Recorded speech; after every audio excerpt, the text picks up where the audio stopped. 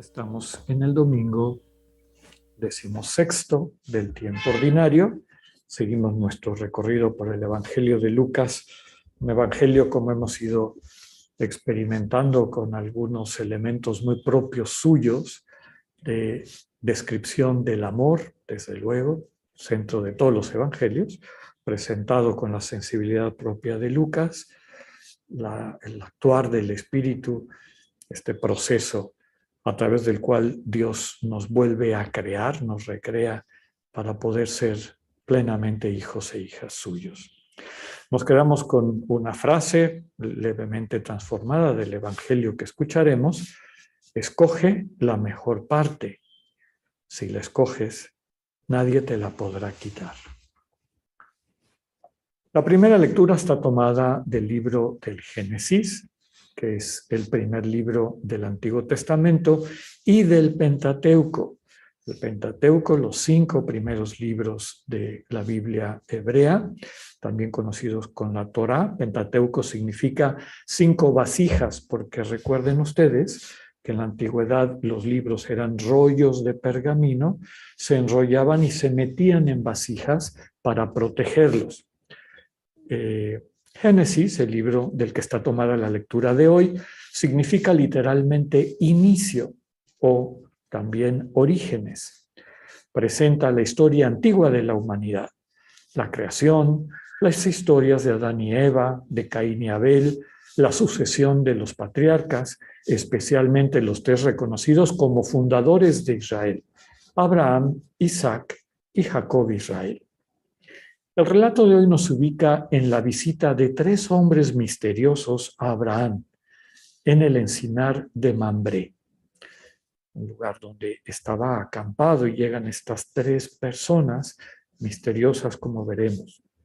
Se conoce como la hospitalidad de Abraham porque los recibe, les prepara una comida, y es la escena que se usa en la iconografía cristiana ortodoxa para representar a la Trinidad, como el icono que ven ustedes en nuestra diapositiva. Son estas 3 personas que llegan y que Abraham les acaba de preparar el alimento que quiere compartir con ellas. Llama la atención que si bien son 3 los visitantes, Abraham siempre se dirige a ellos en singular: Señor mío. La tradición cristiana ha interpretado esta curiosidad o este elemento interesante como una visión profética del misterio trinitario. 3 personas cuyo amor mutuo es tan profundo que nos hace verlas como una sola, el único Dios vivo. Los visitantes le traen a Abraham una buena noticia: en un año volverán a visitarlo. Esta promesa de un Dios que siempre vuelve a visitarnos, y como en el caso de Abraham, cada vez que lo acogemos, siempre trae una buena noticia. En el caso de Abraham, le dice que cuando vuelva en un año, su esposa Sara, hasta entonces estéril, habrá tenido un hijo. Nos quedamos con esta petición de Abraham que le hacemos de corazón también al Señor: te ruego que no pases junto a mí sin detenerte. El Salmo responsorial del día de hoy mantiene también esta imagen de la hospitalidad. Inicia con una frase, no está en la lectura de hoy, pero es la que presenta todo el Salmo. Dice: Señor, ¿quién será digno de poder estar en tu tienda, de alojarse en tu tienda? ¿Quién podrá subir a tu monte santo? Y después el Salmo elabora la temática de la hospitalidad. Si bien ahora se subraya la hospitalidad de Dios, Dios es el que recibe. El Señor recibe a quienes, a quien procede honradamente y obra con justicia, a quien es sincero en sus palabras y no difama a nadie, a quien no hace mal a su prójimo, a quien no se hace cómplice de los malvados, sino más bien amigo de los amigos de Dios, a quien presta sin usura y no acepta sobornos. Si llevamos esto realmente a lo que nos está diciendo el texto del Salmo, en el fondo lo que está diciendo es: Quien se deja acoger por Dios, quien se acostumbra a vivir en la presencia de Dios, se va a asombrar viendo que todas estas obras de justicia, de misericordia, van a irse convirtiendo en realidad en sus vidas. Nos quedamos con esta frase tomada también del Salmo: quienes vivan así serán gratos a Dios eternamente. La segunda lectura es una continuación de este texto de Pablo a los Colosenses que iniciamos la semana pasada. Recordamos que la temática central de esta carta es el misterio de Cristo. Un elemento central de este misterio, y recordemos que la palabra misterio no significa algo oculto e inaccesible. Lo que está diciendo es que es una cosa que no se puede describir con palabras, pero que sí es accesible a la experiencia humana. El misterio del que habla la carta está centrado en la frase del cuarto cántico del siervo sufriente de Yahvé, del profeta Isaías. Aquella frase que meditamos de manera especial en la Semana Mayor, en Semana Santa. Por sus heridas somos salvados. Es decir, el Señor asume sobre sí las consecuencias del desamor en nuestras vidas para librarnos de ellas. Todo, nuevamente, por amor. Pablo se siente involucrado por el Señor en este misterio. Dice textualmente: me alegro de padecer por ustedes, porque así completo lo que falta a la pasión de Cristo en mí, por el bien de su cuerpo, que es la Iglesia. Y termina diciendo que este designio de la salvación por obra del amor de Dios había estado oculto desde siglos, desde la llegada de la palabra eterna, del Hijo eterno, del Padre, y su encarnación en medio de nosotros, nos ha sido revelado, y desde ahí forma en el mundo, entre nosotros, en la comunidad, un pueblo santo. Esta frase llena de esperanza del mismo autor de la carta: Cristo vive en ustedes y es la esperanza de la gloria. Finalmente llegamos a nuestro evangelio del día. Seguimos en el capítulo 10 de Lucas. Ahora vamos a escuchar la perícopa o escena de Marta y María. No olvidemos que está en relación directa con la parábola del buen samaritano. La parábola del buen samaritano y esta que vamos a escuchar aquí forman una sola enseñanza. Lucas hace mucho esto, ¿no? Pone 2 o 3 escenas que enseñan lo mismo para que entendamos a fondo el mensaje. Tanto la parábola del buen samaritano como esta de Marta y María tienen como mensaje: no conviertas a tus hermanos y hermanas en objeto, ni siquiera en un objeto de misericordia. Nos dice el texto que yendo de camino el Señor y sus discípulos entran en un pueblo y son recibidos en casa por una mujer llamada Marta. Es decir, es una buena mujer, cumple con la norma de la hospitalidad. El evangelista nos presenta entonces a otra protagonista, a María, que es hermana de Marta y que literalmente dice, sentada a los pies del Señor, escuchaba su palabra. Esto es una expresión idiomática. Estar sentado a los pies de alguien significa que es uno discípulo de esa persona. Recordemos a Pablo que en sus cartas dice, estuve 5 años a los pies de Gamaliel, es decir, 5 años fue discípulo de este gran rabino Gamaliel. Entonces nos dice que María está viviendo como discípula de Jesús. Centra su atención en el Señor. En contraste, nos dice el texto de Lucas, mientras Marta estaba atareada en muchos quehaceres. Marta aparentemente está sirviendo a Jesús, pero en realidad lo ignora, porque Marta se concentra en procesos, en cosas, en realidades objetivizadas, ¿no? Y eso le lleva a olvidarse de la persona. Lo captamos en su reproche a Jesús: Señor, ¿no te importa que mi hermana me deje sola con el trabajo? Dile pues que me ayude. Queda claro que para Marta el servicio no es un gusto, una obra de amor, sino un deber.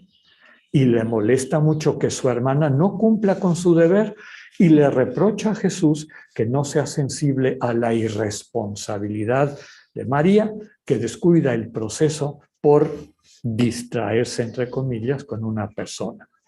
Pero qué sorpresa para Marta cuando el Señor le responde: te preocupas y te agitas por muchas cosas, y hay necesidad de pocas, o mejor, de una sola. El Señor deja claro que quienes viven absortos y absortas en sus procesos y universo cosificado, siempre están preocupados de mil cosas que no valen la pena. Sus acciones no están sustentadas por el amor de agape. Nos hace recordar a Pablo, ¿no? ¿De qué me sirve conocer las ciencias del mundo, tener fe para mover montañas, entregar mi vida por los pobres, todos mis bienes? Si no tengo amor, de nada me sirve. Todo lo que hacemos no sustentado por el amor no construye para la vida definitiva. María es la que ha entendido el proyecto de Dios. Por eso nos quedamos con esta frase de la respuesta del Señor: María ha elegido la parte buena, que no le será quitada.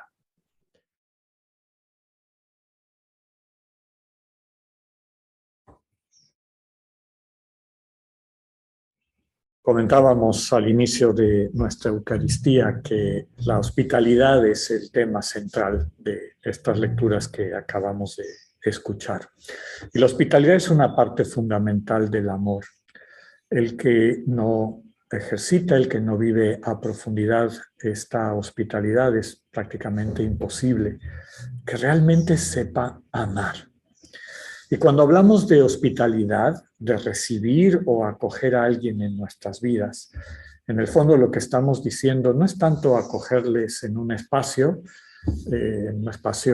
digamos, material, como puede ser esta capilla en la que estoy, sino la hospitalidad fundamental es acoger, recibir en nuestro corazón. Esa es la hospitalidad fundamental. Y eso es lo que Dios hace con nosotros y nosotras. Ya muchas veces hemos explicado que la palabra misericordia literalmente significa, bueno, viene de miser, que es alguien que sufre, alguien que padece, cor cordis, corazón, y el sufijo ia, misericordia, que implica un estado interior. ¿Qué es la misericordia? El abrir el corazón para recibir a quien sufre, acoger en nuestro corazón, ser hospitalarios con aquellas personas que se acercan a nosotras y a nosotros necesitadas de amor. El amor que es lo que sostiene el mundo, sostiene la vida, nos nutre mutuamente. No siempre cuando cumplimos las normas, no siempre cuando vivimos desde el deber, realmente acogemos a las personas. Y ese es el relato de Marta y María, el centro del Evangelio de hoy. En la lectura del Génesis, cuando escuchamos la llegada de estas tres figuras, de estos tres hombres, normalmente representados como ángeles, como en el icono de la Trinidad que vemos aquí, las tres personas del icono tienen un bastón, que es el bastón del mensajero, y están con la figura de ángeles. Ángeles, pues recordemos que ángelos significa mensaje. Estas tres personas, símbolo de la Trinidad, les comentaba, nuestra tradición así lo interpreta, yo siento que con mucho tino, porque aunque son tres personas, Abraham siempre se dirige a las tres en singular, Señor, no señores, ¿no? Señor. Y se le contesta también de una manera en singular, este misterio del Dios que es comunidad y al mismo tiempo unidad.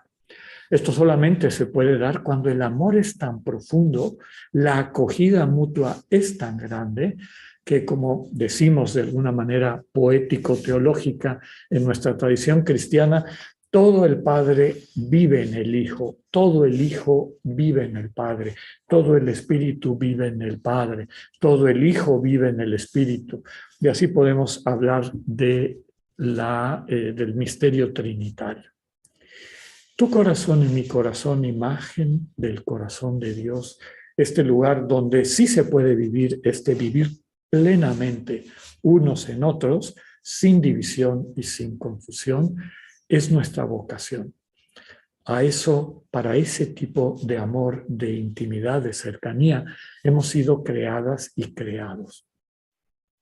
De una manera muy bella, la liturgia, como les comentaba, empieza con esta hospitalidad de Abraham, que acoge al misterio de Dios en su vida. Y cuando Dios entra en su vida, lo que había estado estéril, esta pareja que no tenía hijos, de buenas a primeras empieza a tener hijos. Una realidad que hay que ver desde luego de una perspectiva simbólica. Y no importa, aunque eran ancianos, ahora su vida tiene una esperanza, tiene un sentido, tiene un horizonte. A veces nosotros llegamos a una cierta edad en nuestras vidas y sentimos que pues, a lo mejor no tenemos algo que mostrar como fecundo en nuestra vida, como bendición. ¿Qué es lo que vamos a dejar? En el tiempo de Dios eso no importa. Si tú le abres el corazón, si acoges a esta comunidad de amor que quiere venir a estar contigo, tu vida va a dejar de ser estéril y se va a convertir en una vida que dé mucho fruto. Y desde luego fruto que se traduce en bendición para los demás. Está este juego, como les comentaba, acogen a Dios y Dios que ha sido acogido les bendice. En el Salmo se cambian las cosas. Ahora Dios es el que acoge. ¿Quién podrá vivir en tu tienda? ¿Quién subirá a tu monte santo? Bueno, el que le abra la puerta al Señor.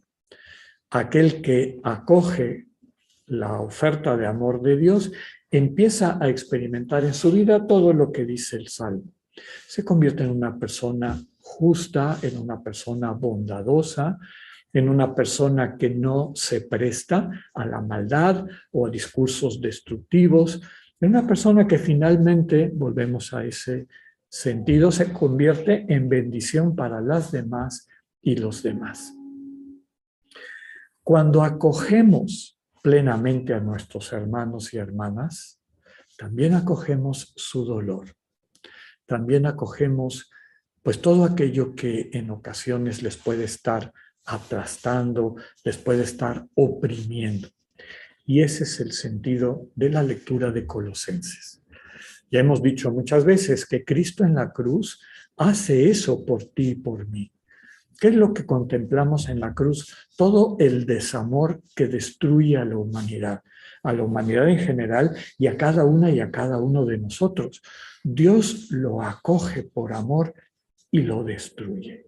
Lo lleva a la muerte, lo mata en este misterio propio de la cruz, destruye eso para que de ahí brote la resurrección, una identidad, una persona, una vida redimida, renovada.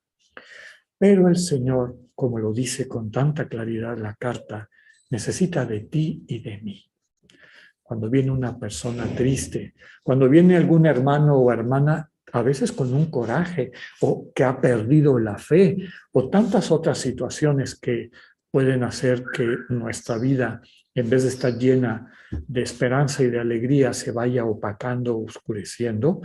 Estoy seguro que muchas veces en tu propia vida, al estar dialogando con las personas, sientes como que te están contagiando lo que traen. Si vienen tristes, empiezas a sentir una cierta tristeza, claro, si realmente los has acogido en tu vida.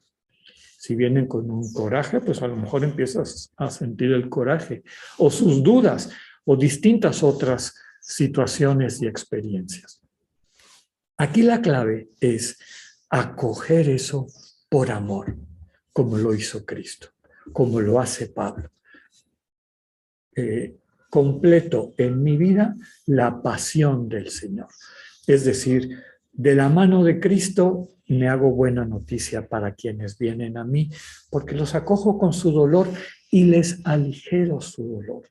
Lo acepto para liberarles, para que puedan retomar su vida sin esta tristeza, sin este dolor que han traído. Pero aquí la clave es de la mano de Cristo. Eventualmente nosotros entonces en la oración nos ponemos en las manos del Señor con todo esto que hemos recogido, porque Salvador, Mesías, Redentor, hay uno solo que es el Señor Jesús. Por eso a lo mejor a lo largo del día tú vas recogiendo este dolor, esta tristeza, estas dudas, esta rabia, muchísimas de estas sensaciones destructivas que están haciéndole daño al hermano o a la hermana, les ayudas aligerándoles esa experiencia, pero es muy importante que todos los días tú y yo nos pongamos plenamente con lo que tenemos en las manos del Señor, quien con su amor nos ayuda a aligerarnos de lo que hemos cargado para aligerar a otras personas y nos capacita para hacer nuevamente buena noticia para los demás y las demás.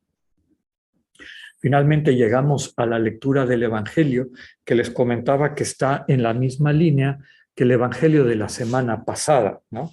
El del buen samaritano.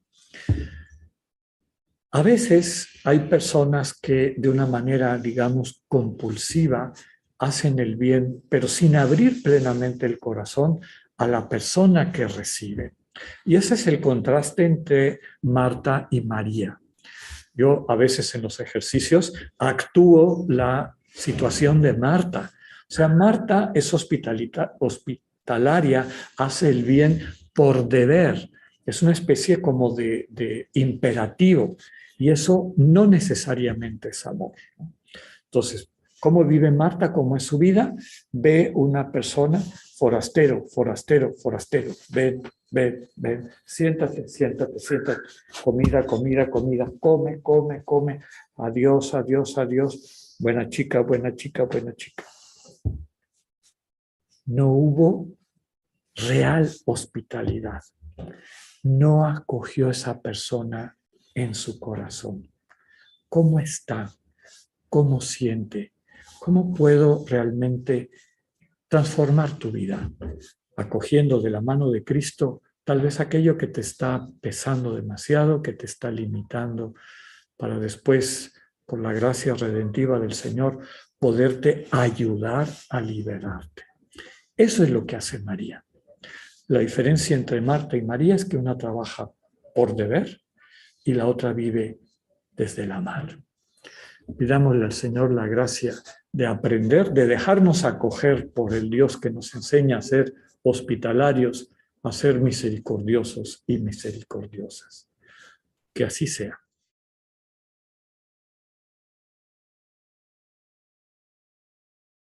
En esta semana, recordando el texto que acabamos de escuchar del antífona de la comunión,